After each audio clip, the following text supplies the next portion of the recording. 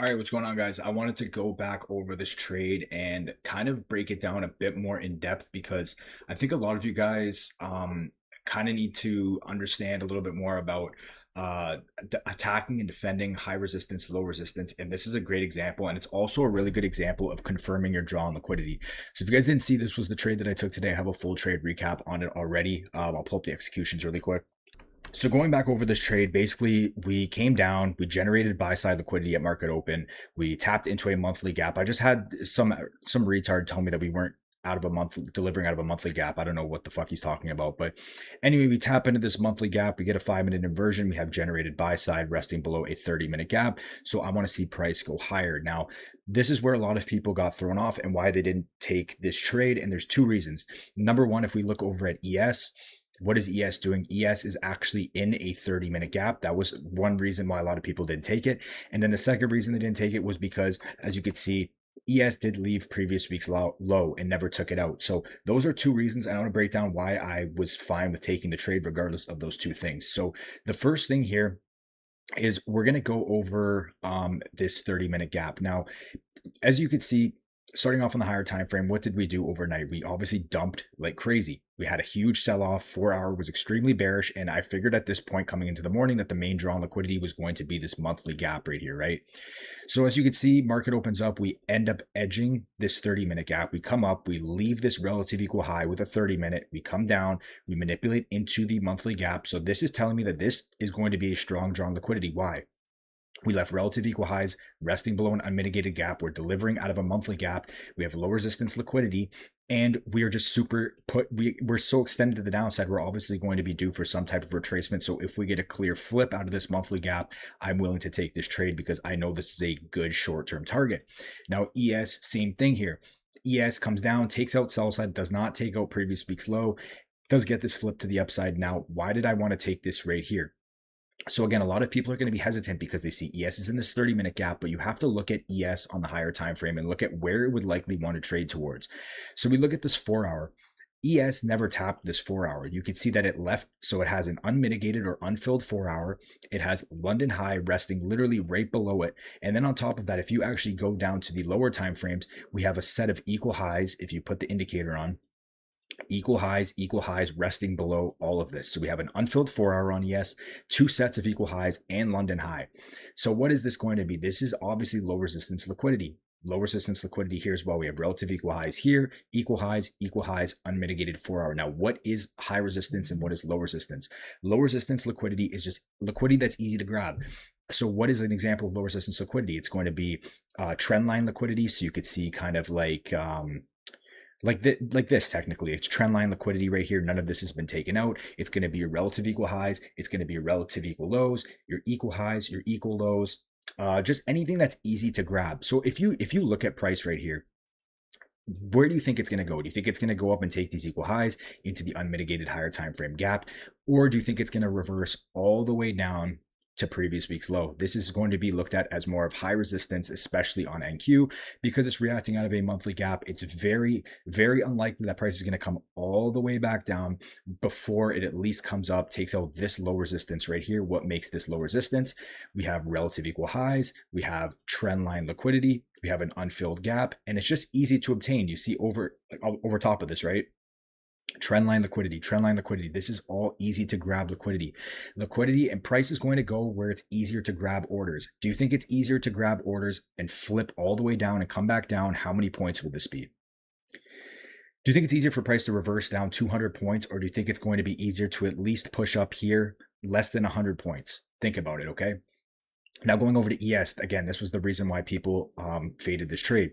You have to think about it. When ES pushes all the way aggressively away, it's pretty much confirming to you that the draw on liquidity is higher. It's not lower. I'd understand your hesitation if price was like right here. Like say, for example, right, you were trying along and ES looked like this.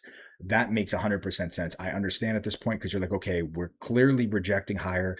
Previous week's low is literally right below. We probably want to come down and take that out. But when you see ES start displacing aggressively away from previous week's low, and now it's an insane like distance away, and there's low resistance the other way, you have to understand that the drawn liquidity at this point is being confirmed to be higher. It's not lower. It does not make sense for it to flip all the way down. Now, again, if price was down here, it would make more sense. But once we start displacing higher, and it's becoming more and more apparent that we want to push higher to the low resistance above and not the high resistance below, then your drawn liquidity is confirmed. You have to look at where price is displacing from. If price is still relatively close to the draw, then I understand it. But if we're aggressively displacing away and we have low resistance the other way, price is likely going to be going to this way. So this to me is confirming we want to go higher because we have low resistance above and it's much closer than down here. So it just makes sense logically. Like if you looked at this chart, if a child looked at this chart and was like, where do you think price is going to go? They'd probably think it was going to go higher. Well, maybe they would, I don't know, but it just visually, like, do you think it's going to attack this trendline liquidity, or do you think it's going to go and just magically flip all the way down? It's probably not going to do that, right? So this is confirming to me the draw is higher. Now this 30-minute, right? Yes, we use 30-minute, we use hourly gaps, we use higher time frame gaps as areas to potentially price to reverse off of. So yes, people would say, okay, we tap this 30-minute gap, maybe we will come down to previous week's low. But keep in mind, we just displaced on ES 30 plus points. And keep in mind, that's ES, so it's not the same as NQ, but we displaced aggressively away from it. We're confirming that we're pushing away from previous week's low. We have low resistance above. What is this 30-minute gap doing? All of this 30-minute gap is doing is defending low resistance liquidity. And it would technically, if we pushed off it, you would be attacking high resistance. It doesn't really make sense for price to want to push all the way back down when it can just easily push back up. So you need to look at this 30-minute gap. All it's doing in this case is defending low resistance. That's all it's doing. So you need to look at gaps if they're attacking or defending. This 30-minute gap, all it's doing is defending easy to grab liquidity. There's easy to grab trendline liquidity, equal highs, and a 4-hour gap above. So this 30-minute gap is pretty much, like, to me, it's useless. We should trade through it if our bias for higher is correct in the short term. And what does price do? It disrespects that 30-minute gap because all it was doing was defending low resistance. That's literally all it was doing. So you have to kind of you have to think in terms of, are we targeting low resistance or high resistance? Clearly in this case, price wants to target low resistance above. It's making it pretty obvious with how aggressively it's displacing away. So you have to think about it. Is this 30-minute gap realistically going to push price all the way down? Or is it just going to get broken and push towards the low resistance? I'm looking at this 30-minute gap that all it's doing is defending low resistance liquidity. So you need to keep that in mind. Is this gap defending low resistance, or is it attacking high resistance? And in this case, it's defending low resistance. So I don't really give a shit about it. So I know it's probably going to get broken. I look over at NQ, 5-minute inversion, low resistance above. I'm targeting low resistance, easy to grab liquidity. What does price do? Comes all the way up, ends up running through all of this low resistance liquidity. What does ES do? Comes up, rips through all of this low resistance liquidity, and we come up and we meet the objective, right? So you need to think about it. Am I targeting low resistance or am I targeting high resistance? In this case, you're targeting low resistance. So it's going to be a much more probable trade compared to if you were targeting high resistance. And again, this gap right here, is this gap defending high resistance or is it defending low resistance? In this case, all it's doing is defending the low resistance above. So theoretically, if we are right about price's direction, this gap should just be disregarded. We should just trade through it, which is exactly what we end up doing. So I've tried to knock this video really quick. I'll try to do more in-depth videos on examples like this. I just thought this was a really good example, and I wanted to go over why I didn't fade this trade, even though I don't think it was the greatest trade ever. Obviously, I do I did like it, and you're gonna find really good examples using those concepts of attacking, defending, low resistance, and high resistance.